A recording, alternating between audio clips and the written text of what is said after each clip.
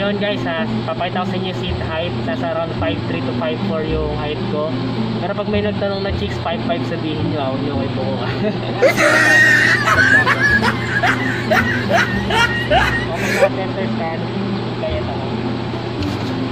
Kapag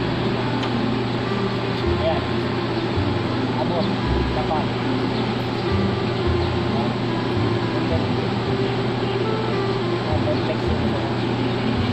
Prices ko na pag-flex.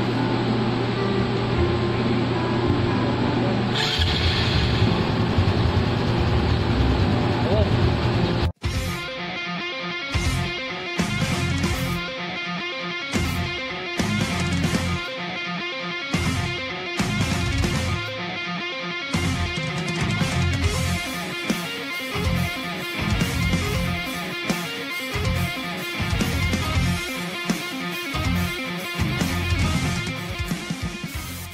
Natin to i-review, so didikitan natin ng stickers ko.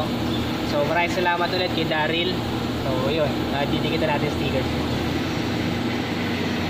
Sa mili ko na. Ano gusto mo? Yan.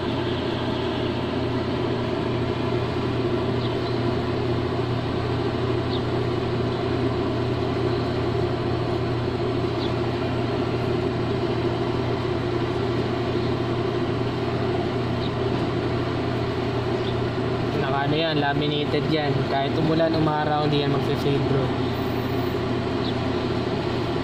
Ayos! Ayos!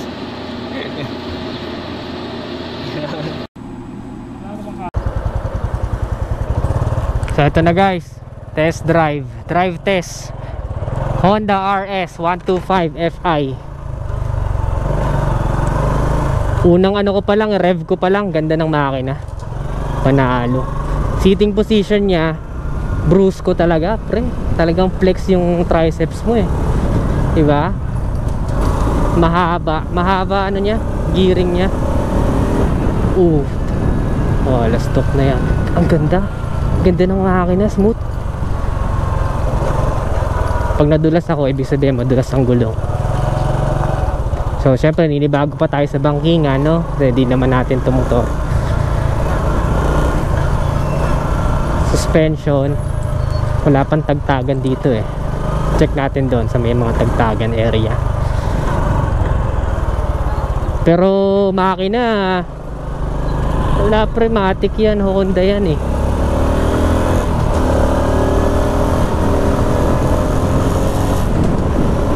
Wow, 60 pa lang yun. Pero pagka ganito pala, feeling mo bilis-bilis na, no? Grabe, parang gusto ko nito pre. Tapos yuyuko-yuko ko pang ganyan, no? Feeling racer ka nyan pre. Ganda, ganda. Ikot tayo dito. Ikot lang ha, ikot lang. Kasi nagnaram ko lang to kay Paring Daryl. Salamat Paring Daryl, sobrang solid mo talaga. Naka t-shirt na. Ngayon lang ako nag-test drive na naka t-shirt guys. Kamote tayo ngayon. Init kasi sobra. Kung maiintindihan ba't ganito ka init. Ayun, ang rear brake niya, didiinan mo ng husto.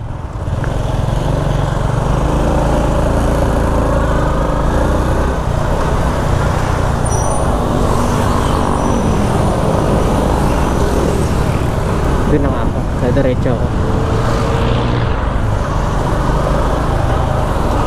Favorite ko talaga, semi-automatic.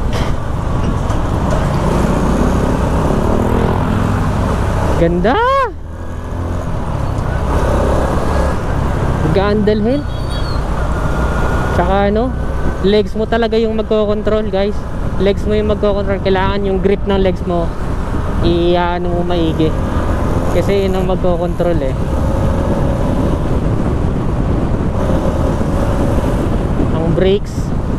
Ang brakes sa pahan, ilalalim mo ng todo yung paa mo para maano mo siya, ma-brake mo ng husto, no? Ilalalim mo ng todo.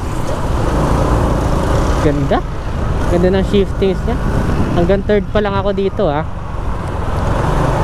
Daling makabisado ng motor na to guys. Ako sanay ako sa matic na motor, pero panalo sa akin to. Pucha, out of the way na ako ha. Balik tayo. Paano kaya ako ikot? Signal lang tayo.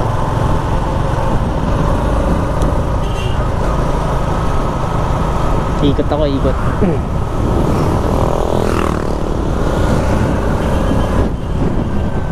Diretso lang dito kasi. Testing ko nga dito. Pasok ako dito sa jet.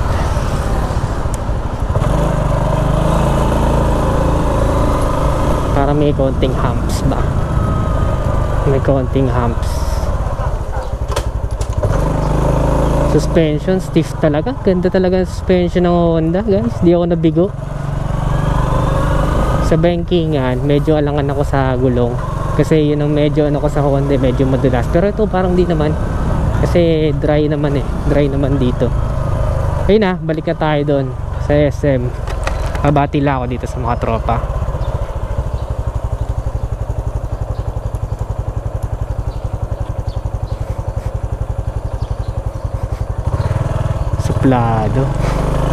Suplado ni Alvin ah. Wala sigurong pasok yan.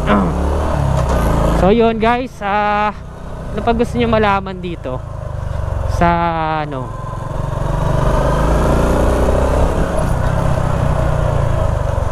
kung gusto nyo malaman dito sa Honda RS125, sa hatak wala akong problema, suspension wala akong problema, ang ganda ng makina, no? Na-enjoy ko to, sarap na ito sa long ride, pre. Hindi ka makangalay dito, promise.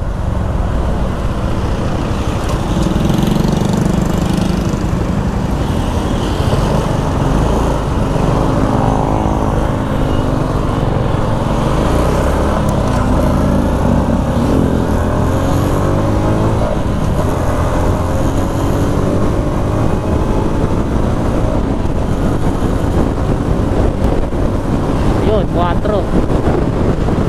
Ayos pala. Siguro kung bata ka na sa ano, sa manual, mabibiting ka. Mabibiting ka dito. 125 lang to eh. Kung bata ka na sa manual. Pero ako, sakto na sa akin to. For beginners, may re-recommend ko. Sulit pa ba to ngayon 2020? Definitely guys. Ang re-reklamo mo lang naman eh, kung ayaw mo ng digital panel, kung motovlogger ka, akala mo big deal yung digital panel, wala namang may pakialam. Yun lang naman isa sa marereklamo mo. At the same time, yung fuel nga, fuel consumption. Ayan, ganyan kaya next natin i-review. Mga KTM or ano, kung gusto nyo lang, no? Pero ganda, ganda. So far ako, nagustuhan ko siya.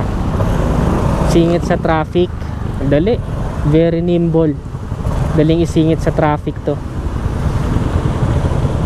Ito add-ons na lang to. Pinadagdag niya na lang yan. Pati ito.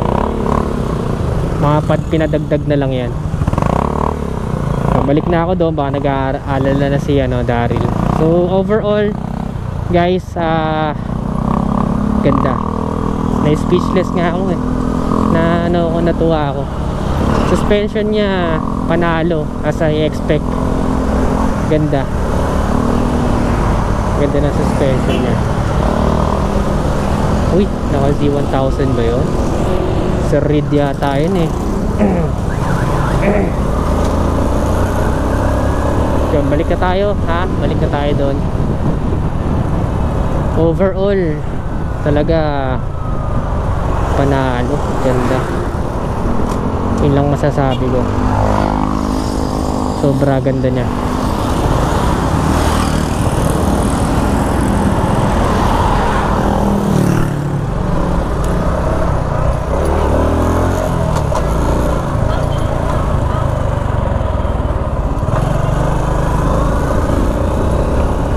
Dos.